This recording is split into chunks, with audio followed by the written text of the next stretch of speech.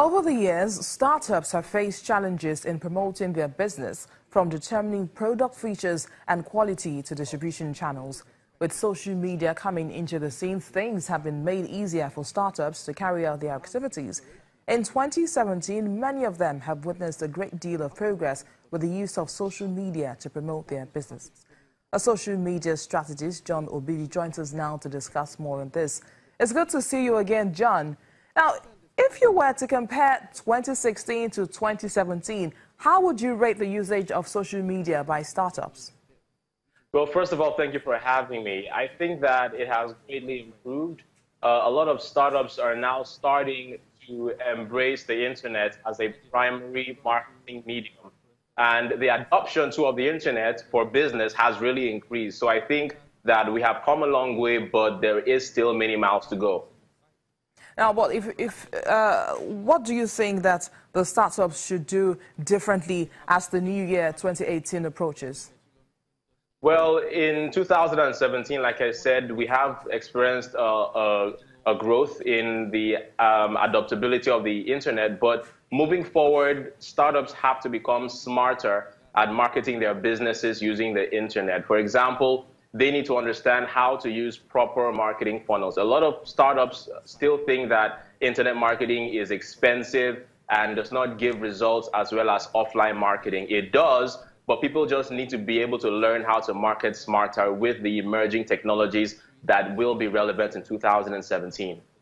Now, what about this being how safe it is? I mean, there are times when people have complained that somebody else, for instance, claims to be who they are not on social media, and so many people have also been duped this way. So what about the security of using social media to promote your business?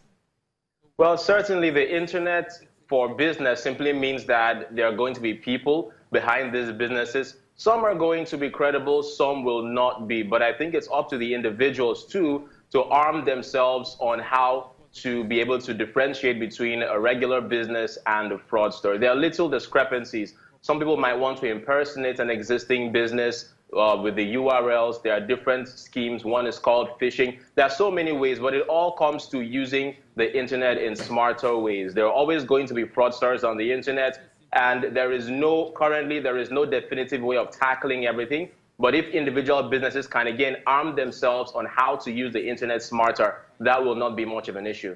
Now, what's your thought about encouraging local social media startups as against their foreign counterparts?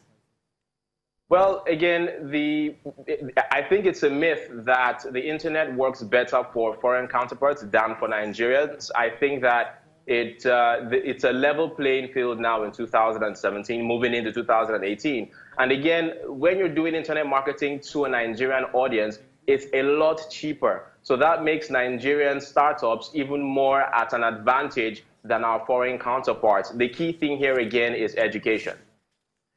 So what do you expect for the new year using social media to promote businesses?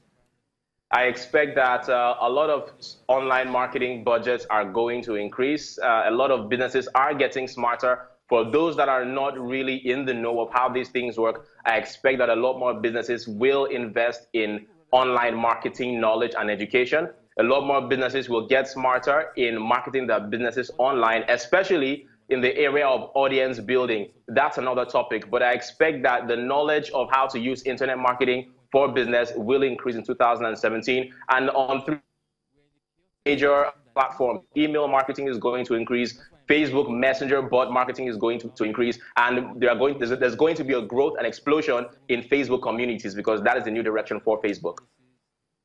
Now, one last question, John. Do you think that net neutrality would, come up in the coming year?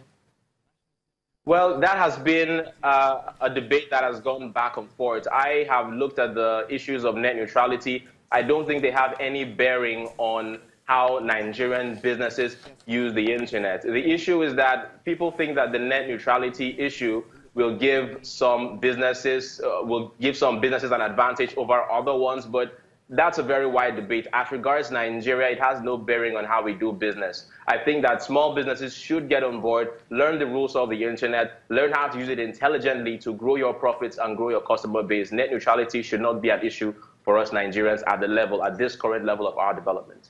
Social media strategist John Obidio, thanks for talking to us on Network Africa. Thank you for having me.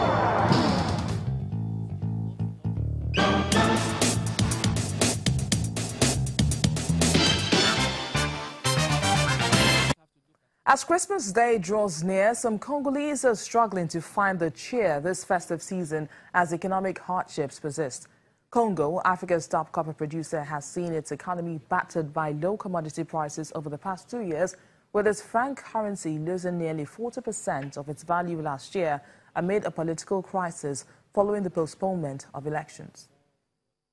A giant Christmas tree was set up Kinshasa's main street to usher residents into the holiday season. Shopping for decorations and gifts is one of the highlights of the festivities in the Democratic Republic of Congo.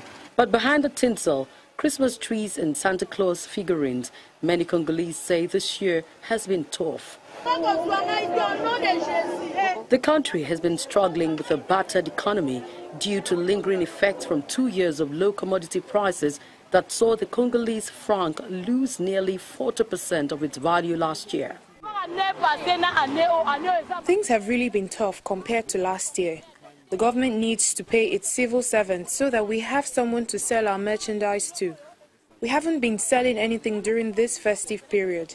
If we can't sell, then it's difficult for everyone. We have people who have come to buy clothes for their children for Christmas, but they have no money. Congo's economy has also been rattled by political upheaval caused by repeated delays since 2016 to an election that would replace President Joseph Kabila. The Electoral Commission said in October that the vote to replace Kabila could not take place until April 2019 at the earliest. In Kinshasa's bustling central market, shoppers and merchants say there is hardly any money to go around. Things are not good. Parents have no money. We don't know if we will be able to sell anything. Sometimes, clients pass by our stalls. Some tell us that they only have 60 US cents or up to $7 US, which is not enough to buy anything. My Christmas preparations have been bad. There are people at the market, but prices are too high. I came to buy clothes for my children, but I can't afford anything because prices are too high. Despite its vast mineral riches, Congo remains one of the world's least developed countries, with an annual budget of roughly $5 billion for a population of 80 million people. And that's our program today. Thank you for watching. I am Bisi Adebayo.